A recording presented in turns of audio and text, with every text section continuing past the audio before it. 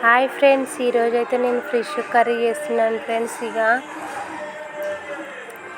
Fish కర్రీకి అయితే నేను ఇప్పుడు దీనికి 2 స్పూన్ల కారం, 2 స్పూన్ల ఉప్పు, కొద్దిగా అల్లం కలిపి పెట్టుకున్నాను ఫ్రెండ్స్.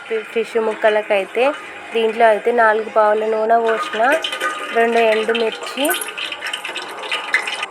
కొద్దిగా శనగపప్పు, కొద్దిగా జీలకర్ర. ఇప్పుడైతే 3 ఆనియన్స్ ఫ్రెండ్స్. ఆనియన్స్ అయితే మగ్గిపోవాలి ఫ్రెండ్స్. కొంచెం మగ్గిన తర్వాత 1 స్పూన్ పసుపు మళ్ళీ కలుపుకోవాలి ఫ్రెండ్స్. కొంచెం మగ్గాలి, ఒక 1 మినిట్. ఇప్పుడైతే ముందుగా ప్రిపేర్ చేసుకున్న ఫిష్ని అయితే తీసుకున్నాం ఫ్రెండ్స్. 2 పెద్ద స్పూన్లు ఫ్రెండ్స్. కారం అయితే మరింతనే వేయాలి ఫిష్కి, లేకుంటే స్మెల్ వస్తుంది. కారం అయితే దీనికి తగ్గట్టు వేసుకోవాలి ఫ్రెండ్స్.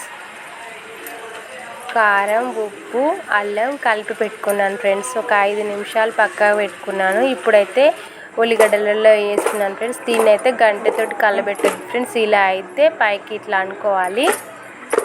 ఇలా అనుకుంటే పీసెస్ అయితే ఖరాబ్ కావు ఫ్రెండ్స్. ఇప్పుడైతే మెంతులు, జీలకర్ర వేయింపిన ఫ్రెండ్స్. ఇదైతే పౌడర్ చేసి పెట్టుకుంటున్నాను. ఇక మా మిక్సీ అయితే ఖరాబ్ అయింది ఫ్రెండ్స్. ఇప్పుడైతే రోట్లో అయితే నూరు చేస్తున్నాను ఫ్రెండ్స్. ఇలా చేసుకుంటేనే టేస్ట్ ఉంటుంది ఫ్రెండ్స్. ఇప్పుడైతే దీంట్లో వాటర్ వచ్చింది ఫ్రెండ్స్. ఇక చింతపులుసు అయితే పోస్తున్నాను ఫ్రెండ్స్. దీనికి తగ్గట్టు పోసుకోవాలి ఫ్రెండ్స్. ఇప్పుడు 1.5 కేజీ అనుకో, ఒక 2 గ్లాసుల వాటర్ తీసుకుంటే సరిపోతుంది.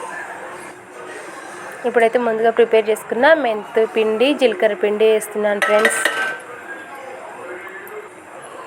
కొద్దిగా పుదీనా,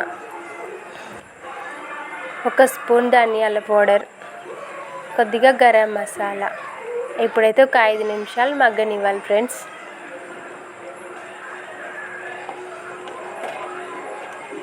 ఐదు నిమిషాలు మగ్గితే ఈ ఫిష్ అనేది ఉడికిపోతుంది ఫ్రెండ్స్. ఇప్పుడైతే ఉడకనిద్దాం.